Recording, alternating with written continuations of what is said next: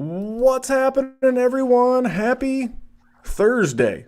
Technically Monday if you're watching live on YouTube. It is your host, it is Memphis. You can follow along with me on Twitter at DWZ Memphis. And this gentleman with me tonight, he needs no introduction, but I'm going to give him one anyway. He is the dirtiest player in the game today. His name is Dr. Kyle Bowser at DWZ underscore Dr. PT on Twitter. Dr. Kyle, what's happening? Well, Memphis, I might look calm and ready on the surface, but my palms are sweaty, my knees weak, my arms are heavy, and there might be a little bit of vomit on my sweater already from mom spaghetti. Mom spaghetti, but you're not at home. You're on the road, so that's like it's like Olive Garden spaghetti. Yeah, the real good Italian, as they say. Yeah, so I can see that there are people watching live with us either on YouTube or on Periscope via Twitter. But if you're listening to this on podcast form, happy Thanksgiving. We are recording this early in the week. We're recording it on Monday night so that my good friend and co-host, Dr. Kyle, can get his travel on to get where he needs to be at a social distance with a mask on and small groups and not breaking any state, local, or federal laws, as we do not believe in that here. We don't believe in that those sort of things. But we wanted to make sure that when you wake up on Thursday morning, you have your big bet. You know that Uncle Memphis and Uncle Dr. Kyle are going to be in your earphones, ready to help you win money. And man, I tell you what, I'm coming off a heater. Have you ever seen The Hangover, the original Hangover? Oh, hell yeah. Do you remember the groom's dad? I forget the guy whose name who plays him, but he's like, you never get up from a heater.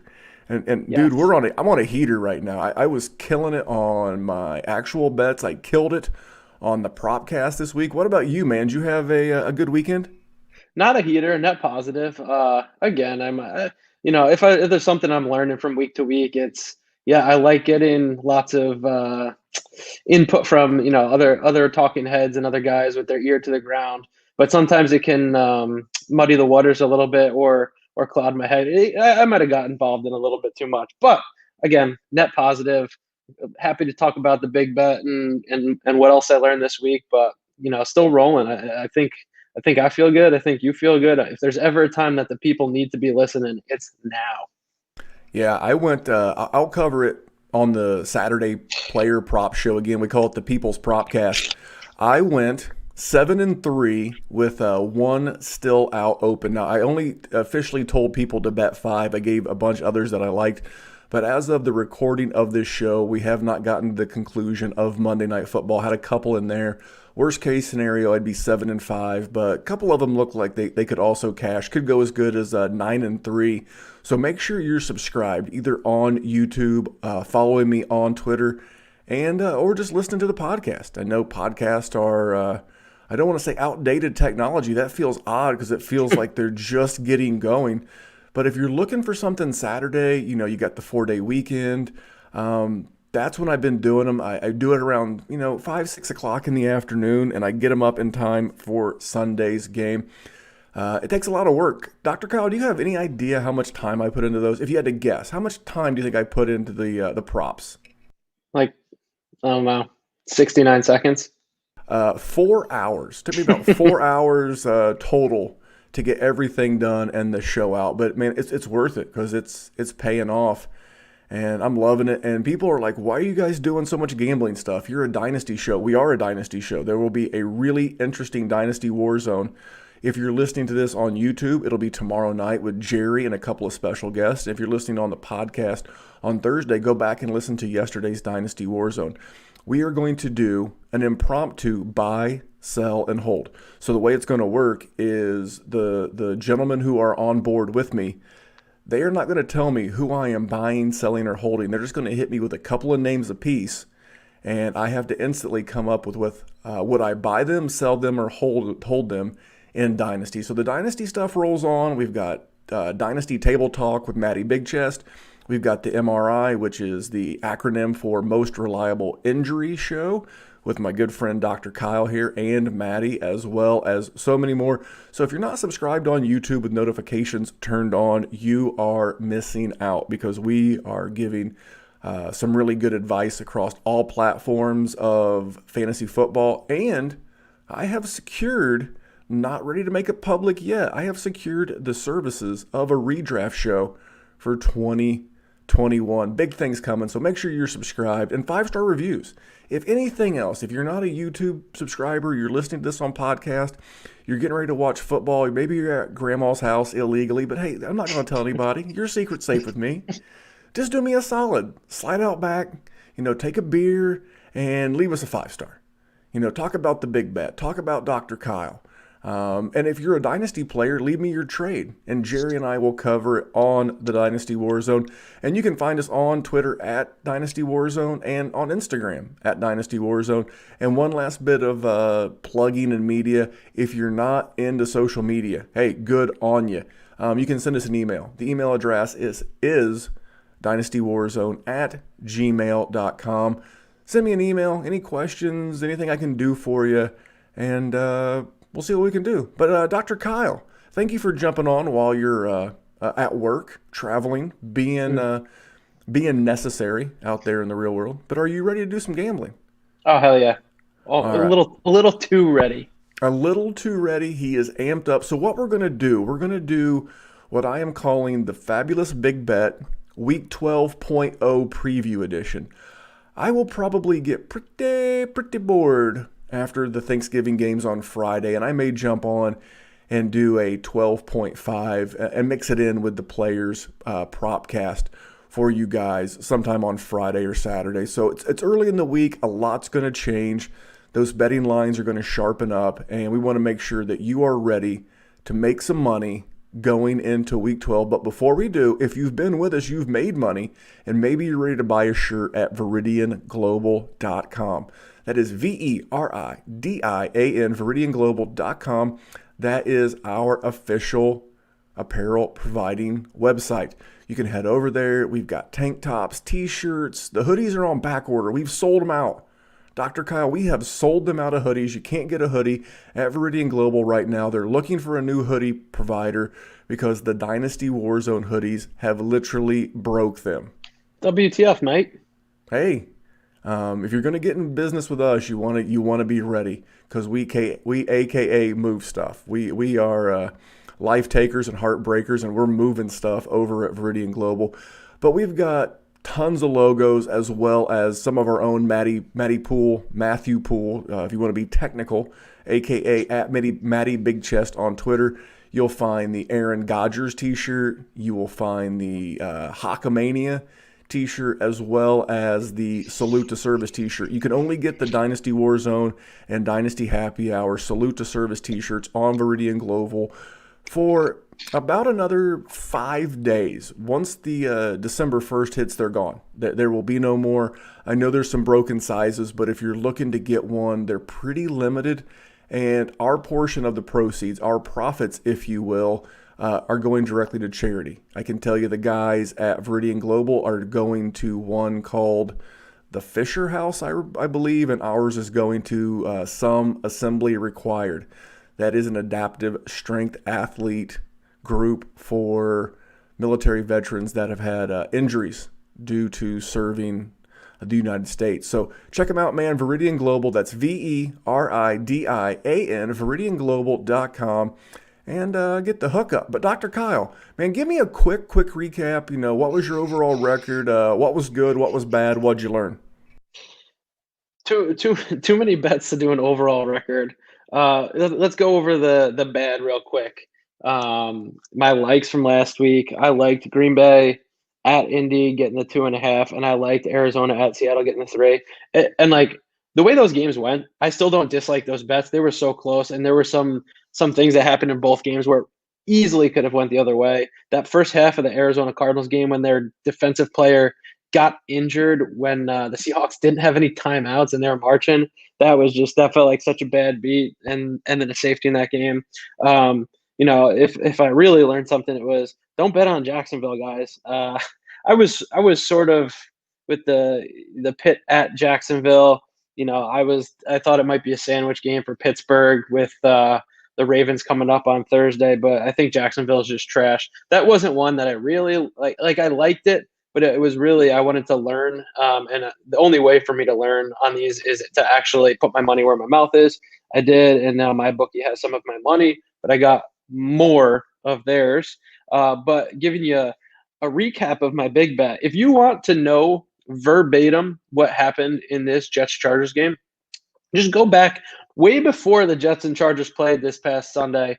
Actually, last Wednesday night, Memphis and I recorded, not recorded. We recorded, and I literally said, "You're telling me the Chargers aren't going to score 30 something, and the Jets won't score 20 something in this game?" That's a pretty simple recap, but over 47 was smashed by the end of the third quarter. So that was my big money game because I had that over, and then I also did a teaser there where I wanted to take the Chargers, given only 2.5, and I moved the over down to 41. So that was a little bit of a sweat towards the end because, man, do the Chargers know how to let a team back into it in the fourth quarter. But that's my mini recap. What do you got? I got that. I agree with you that the Chargers. So I have found there's a couple of teams that I can just literally lean on over and over and over again, and man, they just come through. And like two that like I didn't bet this last night, but it was kind of one of those things where I probably wished I had the LA. Excuse me, the LA. The LA Chargers are one. The Raiders are another. Man, these are great offenses with horrible defenses. And I got on the late game last night. That was one too where I didn't trust the Chiefs. I don't know. There's something about those rivalry games. So I didn't trust the Chiefs to lay a touchdown, but I was like, I trust the Chiefs to win by 1.5. So I teased that one and with the over. And I'm glad I didn't stay up to watch because that would have been a little bit of a sweat too. But happy to wake up at 3:45 this morning to see the result. yeah, absolutely. I didn't really do a lot. I have one thing I've learned a lot is discipline. If I don't like a game, I'm just not going to force myself into action. If I don't like it, like last week, I'm going to take the L on the show because I didn't actually bet the game because it never got below 7, was the Dallas Cowboys at the Minnesota Vikings. I said if it got below 7, I would bet it. I didn't. I'm going to take that one on the record because I recommended it on the show. But outside of that, man, I stuck to my big bet. I'll get to that in a minute. Miami and Denver under 45. Philly and Cleveland under 48.5. That dipped all the way down to 46. And New Orleans at Atlanta under 51. These are 3 bets that I made situationally. And the reason why is Philadelphia and Cleveland, there was going to be rain in the forecast again. And then New Orleans and Atlanta, they pivoted to the Tyson Hill at quarterback. I'm like, they're not getting to 51. And because of that, I went 3-1 overall. I cashed on my big bet.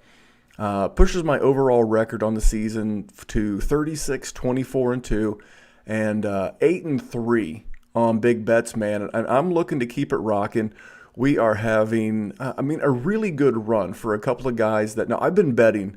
In all transparency, I've been betting on everything since I was about 16 years old. I staggered my way into a pool hall. I've played billiards for a lot of money, poker. Then my uncle moved back from Louisiana, and where he was a pit boss for Binion's Horseshoe in Bossier City, Louisiana. And then he became we used to laugh and say he was a sports consultant, which was really just slang for he was a bookie. So, I am new to this from the podcasting standpoint, but I'm not new to this overall. And one thing I want to share with what I learned before we roll into this, one thing that I'm doing with player props, one thing I've found from really watching these the last month is there's not a lot of movement in these from day one until, when I say day one, the day they come out until the day the games launch.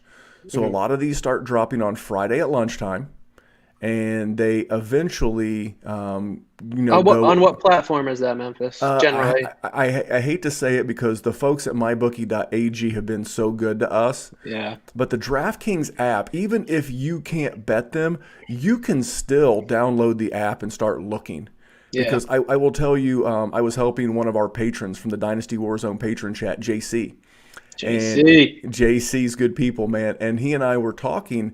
And because I have found that the props on my bookie are pretty much the same as anywhere else. They might be off by a half a yard or whatever. They're not a huge stretch, but I can get in on the research early. So I typically start with DraftKings, and then I actually make my wagers over at mybookie.ag. But one thing that I found that works for me is I make my 1 o'clock wagers first, especially on player props. Okay. So Mm-hmm. let's say for easy math, I bet $10 per player prop, right? Yep. Let's say I bet four and I win three.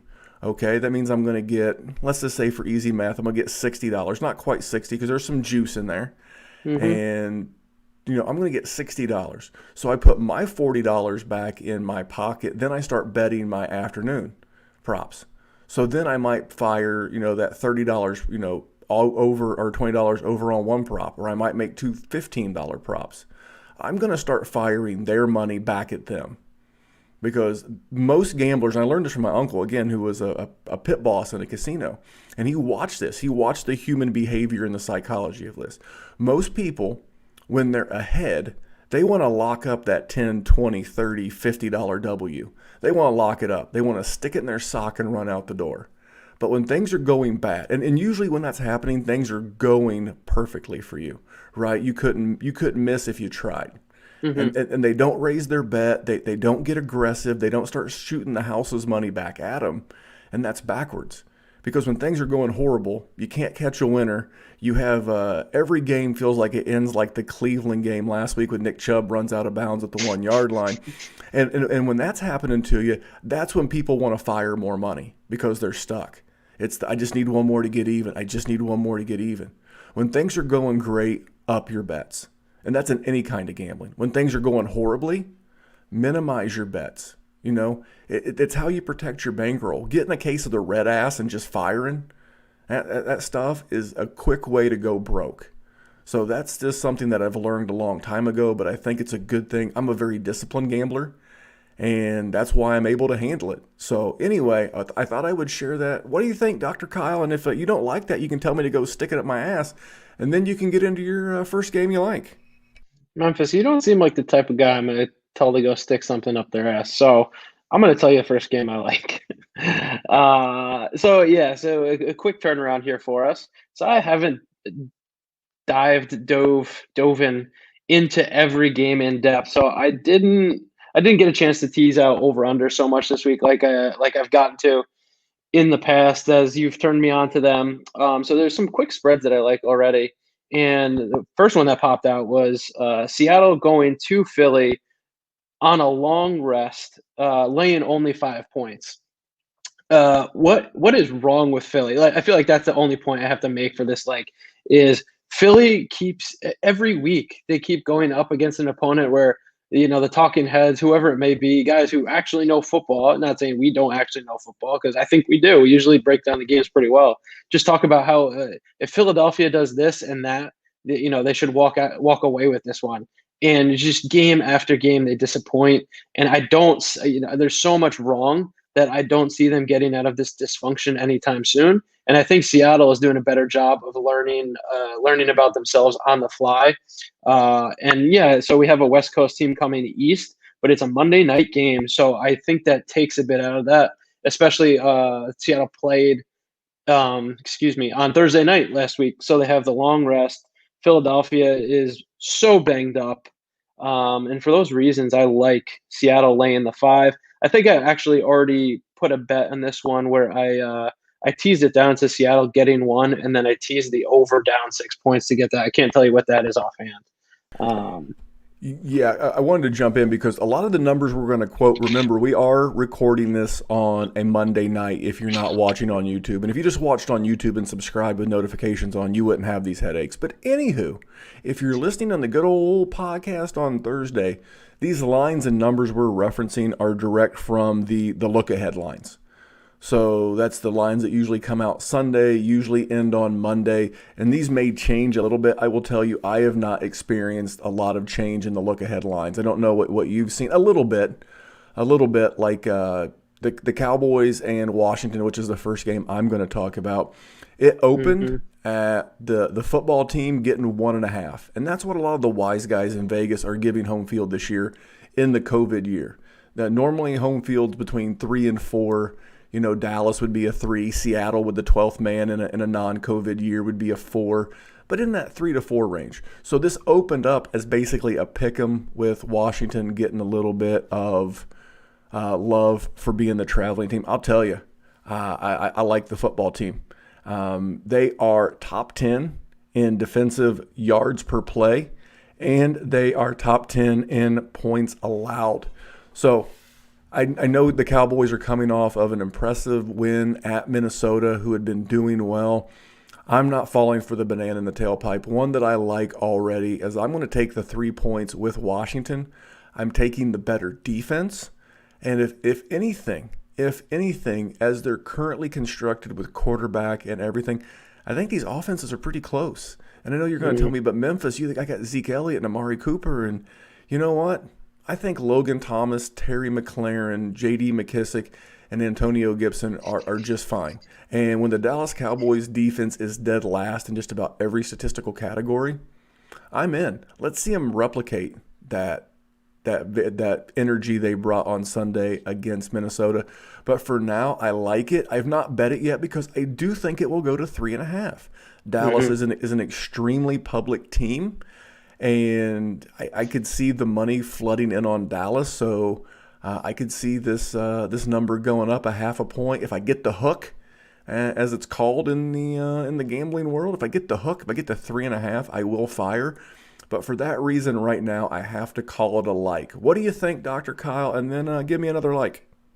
I do like it, and I looked at that spread, and something that came to mind that I came across on one of the podcasts I listened to recently was, how quickly or not quickly do we give up on information we believed, in the past? Because coming into this season, it was, Cowboys were favored to win the division, this and that. Obviously, Dak going down changes that, but Dalton was supposedly only 3 points, giving up 3 points to from Dak from a spread perspective. So I just wonder if coming off of the bye, Mike McCarthy maybe got the reins pulled in for this Cowboys organization that's been in quite disarray for the better half of the year. But just food for thought. My second I'm going to stay right in the NFC least because the New York Football Giants are traveling to Cincinnati, and right now they're laying 5.5. And I know Giants traveling, so basically they're saying that the Giants are 6.5, 7 touchdown favorites to the Cincinnati Bengals, and I believe it. The Bengals, who have been pretty atrocious all year, just lost Burrow. And as of right now, their starting quarterback is Ryan Finley. Yes, you've heard that correct, Ryan Finley. And, to talk about what the Giants have done this year, the Giants, from an offensive perspective, listen to these defenses that the Giants have played. The Giants have played the Steelers, the Bears, a healthy 49ers, the Rams. They've played the football team twice and the Bucks, and then they've already beaten the Eagles. I know. I would say if there's a silver lining in Philadelphia, actually, it seems to be that it might be their defense at times. But I'm not going to argue that they're a good defense. And then they put 34 up on the Cowboys. I think this is a great spot. And when we get into the DFS segment, maybe I'll talk about one of my favorite stacks for the week. But I think this is a great spot for the Giants offense to show what they've got. They finally have Sterling Shepard rolling a little bit. Evan Ingram got going against the Eagles last week. 2 weeks ago, excuse me. And that was one of my other points. The Giants are coming off of a bye. And so I can't tell you if I already bet the G-Men given the 5.5, but I have already bet because I also I was almost on the under at 42.5. So I was like, you know what? I'm just going to grab this right now. I can tease the Giants to basically a pick 'em. So I'll tease the Giants to plus 0.5, and then I tease the under to under 48.5 because I don't see this Bengals offense doing really much of anything against, the Giants defense has been pretty good this year. So I think the Giants could put up 20 to 24 points. And I don't think we see the Bengals putting up any more than 14, if that. If this game went 28-14 or 24-14, 24-17, somewhere in that range, that's what I see. And for those reasons, I like the Giants this week. What do you think about that? That was one I looked at as well. I don't know that you'll get that number quite that good as you did on the look ahead line. Like once the actual lines come out on Tuesday, they're already out. If you're listening to this on the big on the Big Bet Thursday podcast, but no, I like the Giants as well. That's a good defense. They're coming off of a bye, and Cincinnati's going to be down in the dumps. Whereas they were looking to what's the words I want to look here? They were looking to continue to see what their future looked like with Joe Burrow, with T. Higgins, with hopefully Joe Mixon coming back. Now Joe Mixon's on IR. Now Carson, I started calling him Carson Wentz. Now Joe Burrow. I was thinking of the other quarterback who had a late in the season knee injury of multiple ligaments. Never a good thing. So now I get to see this team like, screw it, man. Let's just get these last few games over and just call it a day.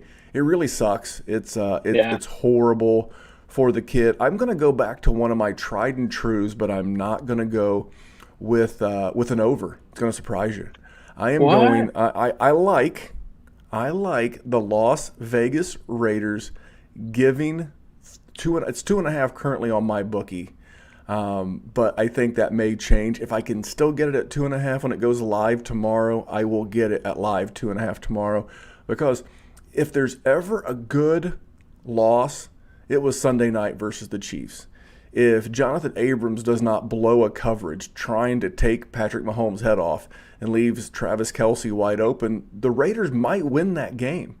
Yeah. This is a team feeling themselves. They know they're in a fight for a playoff spot. They're right there in the mix with the Colts and the Titans and the Ravens and the Dolphins and maybe even the Patriots, although that loss on Sunday really hurt. There's a big minutia there at 4-6, 5-5, 6-4 in the AFC. Cleveland is another one.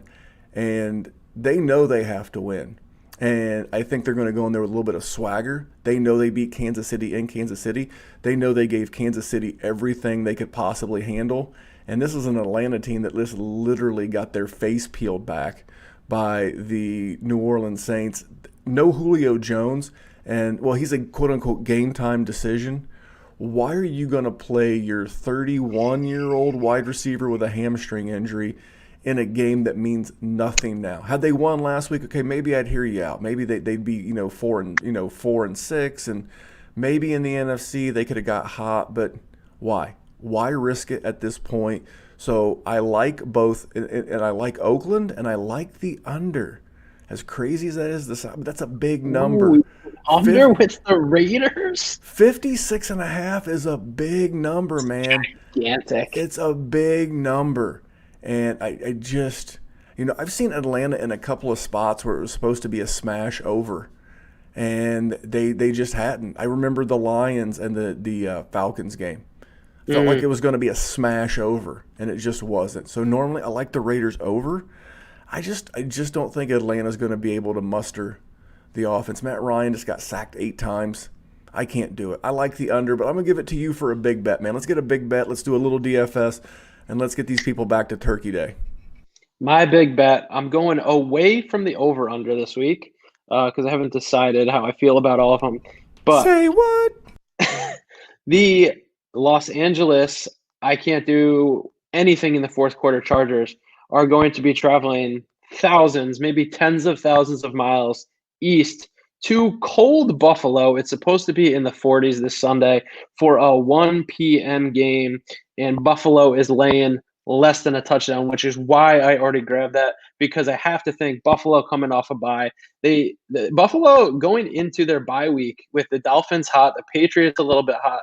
I think they were feeling like, oh shit, we don't have this AFC East wrapped up.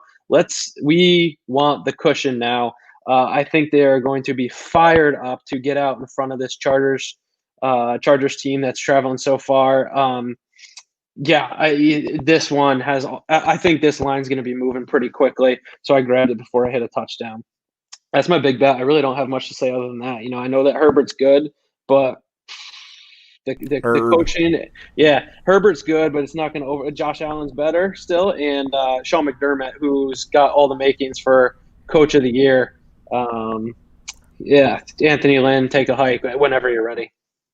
Yeah, that's a perfect segue because I am going right to the same game. Yes, I'm actually going over 53 and a half in this game. yes. And that's the look ahead line, guys and gals. That could change at some point. So don't be butthurt if it elevates up. And I don't think it's quite as bad as you think. It's going to be 48 for a high on Sunday in Buffalo, and it's going to be sunny. So even though this is an LA team, 50 is not that cold. I mean, it's cold, You're but right. it's not like chilling to the bone cold. And some of these, like Justin Herbert. You think Justin Herbert ever saw a 48-degree day and rainy when he was in Oregon? He's probably seen a few of those, and so those More than guys. likely. So, and it's not even supposed to be rainy. Like I said, it's going to be mostly sunny and a high of 50. So I that's why I like it. I see this being Memphis, I attractive. was telling a story. Stop ruining my story. I know. I played lacrosse. Give me You're 50 and relaxed, sunny bro. every day. I was a lax bro, but I wasn't the bro Just type. relax, bro. Relax. Relax, bro. But yeah, so there you go. That's my big bet. I'm going Buffalo and the Chargers over. I mean, one team's averaging 26 and a half points a game. One's averaging just over 27. But I Yeah. don't think that takes the entire season into account. And the Chargers were just at home, so they are traveling. Buffalo's going to be rested, but I don't think Herbert and this team can be stopped. But man, that's the bets. We're looking to stay white hot as it relates to the gambling. We're going to jump into DFS, but before we do, I want to make sure we let you know that all of our bets that we just covered with you, the lines, the look aheads, everything was brought to you by our friends mybookie.ag.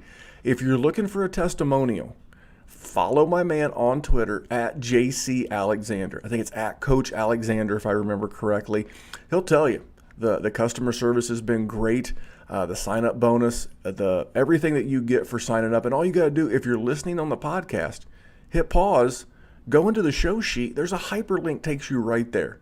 Promo code DWZ Memphis. Maybe you say, hey, the hyperlink doesn't work. Okay, shit happens. It could. But if it does, just go to mybookie.ag, sign up, and put in the promo code DWZ Memphis. And within just a handful of minutes, Dr. Kyle, you're gaming. You're in the game. You're right there, and you're in. Just like EA Sports. No, I did not say that. That is copyrighted trademark of the folks at EA Sports. I'm just saying Uh, that you could be in the game, okay. and if you are in the game, they're going to match your deposit bonus up to 50%. So you can deposit up to 1,000, and they'll match it up to 500. So you put in 100, they'll match you 50. You put in 200, they'll match you 100. It's that easy. Promo code DWZ Memphis, and you will be in action with me and Dr. Kyle. But I'm gonna rename this segment. Are you ready for the DFS to be renamed? Please. We're gonna rebrand it. We're gonna rebrand it. What do you got? I was just gonna say, actually, you know what? I'll save it for next week because I won't do it justice right now. Let's rebrand it right now, and then I'll bring mine in next week. We're gonna call this segment the DW. I'm sorry, the DFS dunce. We're just a couple of guys. We're just a couple of men cashers. We're not going to be able to advocate for you to play 97 entries and all that stuff because, like I've said before, you can't beat the bots. But if you like having fun, you want to throw a 5 spot, a 10 spot, maybe an Andrew Jackson on a game. That's fine. It's your money. I'd rather bet a side or a total. But we're no longer going to do the boring ass thing of reading you a lineup. We're just going to go through and we're going to give you a couple of things that we looked for as we set lineups. Now, I set mine on FanDuel. Who did you set yours on? I want FanDuel as well. Yeah, as much as I like the DraftKings, sportsbook app, I don't bet with those guys very much unless they're because their vig is just higher than giraffe nuts. It's a vig. It Not just a is. vig. It's a vig. Ugh. Yeah. I mean, the bookie gets his or hers. But man, I'm already laying $1.10. Why do you have to bend me over for $1.12, DraftKings? You're killing me, Smalls. But anyway, I do FanDuel for my DFS lineup setting.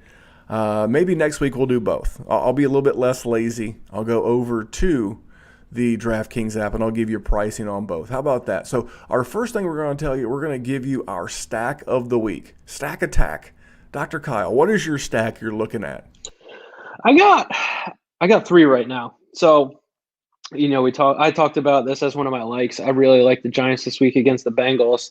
I think it's a great spot for Daniel Jones to strut his stuff through the air and on the ground. That guy has run 21 point something miles per hour. I think twice this year. He's got wheels. You would never expect it. He looks like Eli Manning Jr. But I'm loving Daniel Jones' spot against Cincinnati this week, and I'm stacking him with Sterling Shepard. And if I take a very, very, very long second here, I'm sure I could pull up some Sterling Shepard stats and talk about all of the receptions he's had over his past three games. Please don't. So I'm going Past to three cut games, you. he's okay. I'm going to cut you. 20 I'm gonna cut you receptions. off. You, Yeah. do you remember the fine television program called Jerry Springer Show? You ever heard of that? Oh yeah. What came right after someone says, "You know I love you," right? You know I love you, right? You know some bad shit's going to happen if someone on the Oh Jerry yeah. Springer Oh yeah. if someone on the Jerry Springer Show tells you, "You know I love you," right? Some bad But shit's you are coming. not the father. Kyle, you know I love you, right?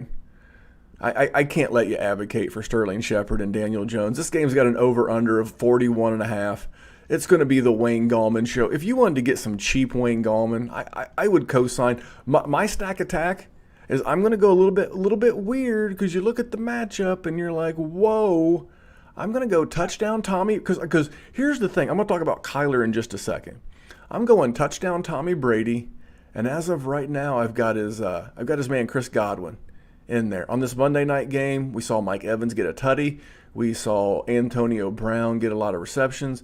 Chris is going to be like, yo, Tom, yo, TB12, I gave you 12.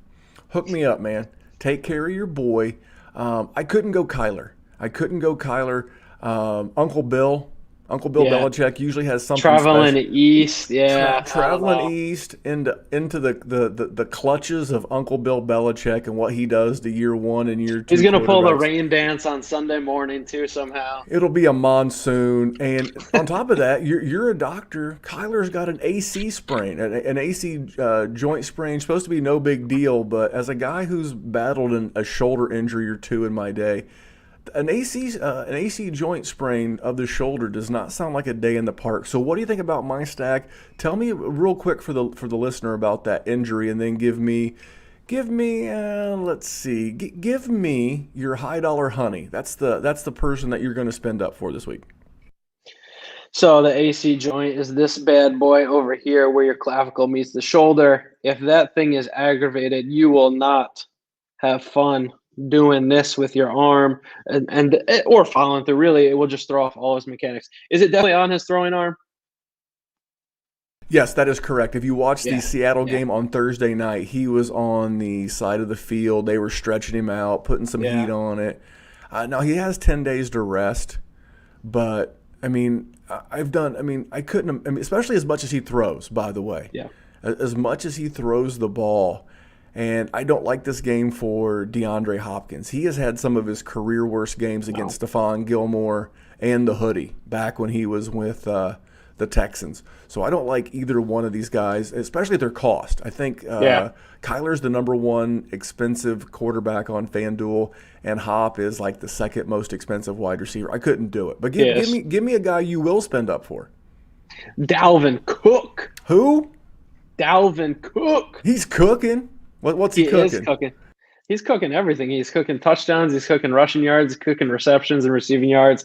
Man, if there's ever, it's been tough not having Christian McCaffrey. Mike Davis has still been deployable for sure. But Dalvin Cook has just looked so good in like his last 4 or 5 games.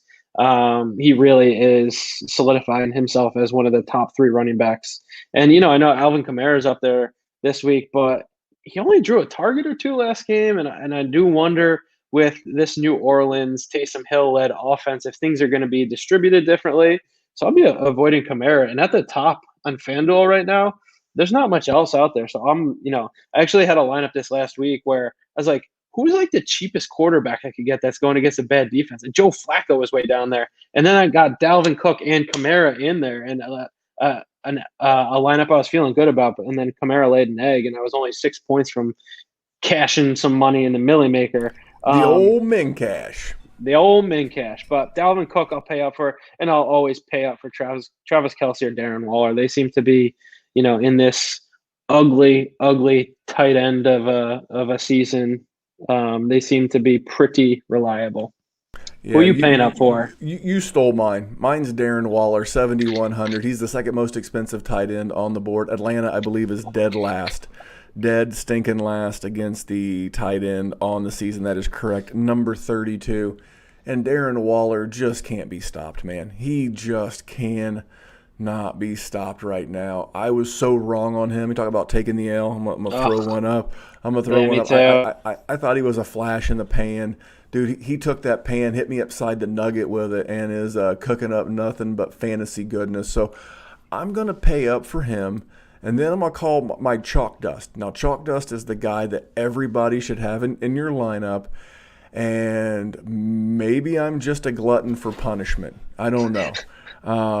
I've been in a fight or two, and I'm going to go to bat for my man Jonathan Taylor. It looked like the Colts found something in him on Sunday, at home in the Dome. By the way, little side note, if you're looking for a good player prop every week, look at Jonathan Taylor's receiving yards. It's been between 8.5 and 10.5 about 4 games in a row. And even at his absolute worst, he was still getting 1 reception a game. Now he's coming off of a game where he had 4. And he did a really good job. Who was on the field at the end of the game when they were trying to sock this one away? It was Jonathan Taylor. So I really look for him to rebound. I'm gonna buy the bounce. It's not super expensive. He's 6,400. I think a lot of people are going to go with me, so he's going to be super chalky. Dr. Kyle, I'm going to have you go back-to-back, my brother. Go back-to-back. Give me your chalk guy, and then give me Mr. Mincash. Oh, man, you caught me off guard with the chalk guy. I thought the Cook – I honestly, I feel like Dalvin Cook is probably a chalk guy this week. Because if you're looking at – very well could be. I very well could be. Maybe Josh Jacobs is also going to be. I know Atlanta looks pretty good against the run, but Josh Jacobs looks like he's cooking these days as the Raiders offense has been moving the ball. So yeah. Anyway, I digress. So we're going the affordable guys, the scraping the bottom of the barrel so we can go chalk at the top. You can't get the Darren Wallers and Dalvin Cooks in your lineup if you're not saving some ducats somewhere else. Where are you saving that money, you cheap bastard? So I'm going to double down, and maybe we got to go a side bet here. I'm sticking with Sterling Shepard. He's getting targeted. You've already heard that whole spiel, but I also like KJ Hamler in Denver. He's sneakily attracting targets left and right. I think he had a couple games back to back where he had 10 targets. It didn't look so good this past week, but they had a positive game script in a game with a low over under, whereas they're now going to be dogs against the Saints. So I think we're going to see Drew Lock peppering, not accurately, but peppering his receivers this week. So I like KJ Hamler. He's like he's right around like 5,100, I think. And then if we're talking running backs, Memphis, you know what you like in running backs when it comes to fantasy? What do I like?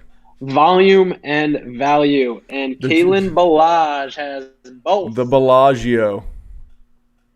Oh, I like that. That's been around for a while. I do not take credit for that. That is property of someone else. But hey, the Bellagio. It's not that good anyway. It's all right. But Kalen Ballage is getting more than 15 attempts on the ground the past 2 weeks. I know there's talk of Eckler coming back. So if Eckler's back this Sunday, then maybe you want to avoid him. But I wonder why the Chargers would rush Eckler back to go into Buffalo. So I think Ballage still will have some value there. But I can't go on about Kalen Ballage too much because Twitter is doing that for us. You are hurting my ears, and I am not chasing value with Kalen Ballage. But you know what? You do you. I've got a couple of Mr. Mincashes for you. Are you ready? Ready. One of these guys, I would probably like him a little bit more in the full PPR structure of DraftKings. but Cole Beasley, the Beasles. Oh, The the the the Be- Bezos. the Beasles, man. The LA Chargers do have some pretty good corners, and I almost went with a Justin Herbert, Keenan Allen stack, but I didn't do it. I'm actually going with a Josh Allen, Cole Beasley stack. Even in the half point PPR, he's just so involved. They don't use the running backs a ton in the passing game. They don't use the tight ends a lot in the passing game. So who's that short to intermediate guy? If Stephon Diggs is having a day out there with Casey Hayward, it's going to be the Beasles, man. It's going to be the Beasles, and I like him dirt cheap, 5,400. And I'm going to throw you one other. I don't expect him to be this cheap forever, but he is. He is someone that you could potentially get in there, and that is Giovanni Bernard. That's right, Mr. Bernard, looking like a young Roger Murtaugh from the great movie Lethal Weapon. He's only 6,100, and if something named Ryan Finley is your quarterback, how many checkdowns do you think Giovanni Bernard's going to see? Before you answer, I will tell you the answer is all of them. Almost all of them will be checkdowns to Giovanni Bernard. I love him in the full point PPR structure of DraftKings, but that's dirt friggin' cheap, man. I mean, you know, a couple of cheap guys. I also mentioned Wayne Gallman as another option. Wayne Gallman looked great, and Joe Judge is an old school, no nonsense head coach. He's not going to go in there looking to run the score up. Yeah, he'll look to get his guys some reps and, you know, move them around. But if I had to make a bet, and hey, what do you know? This is a show about gambling. What the hell? If I had to make a bet today, and I might throw down what we call a pizza bet here at the Fabulous Big Bet. It's like a $15 bet. That's what a pizza costs, right? Half a pizza.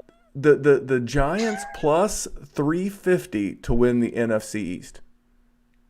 Ooh, what are the Cowboys? Cowboys are plus 200. The Eagles are plus 150, and the football team are plus, I believe, 600. If I'm Give me the Giants there. Yeah, I mean, I think they got the most momentum. I Yeah. really do. Now they'll get a little bit of a slingshot action with the football team in Dallas because one of those two teams is going to be on a 2-game heater going into a 10-day break.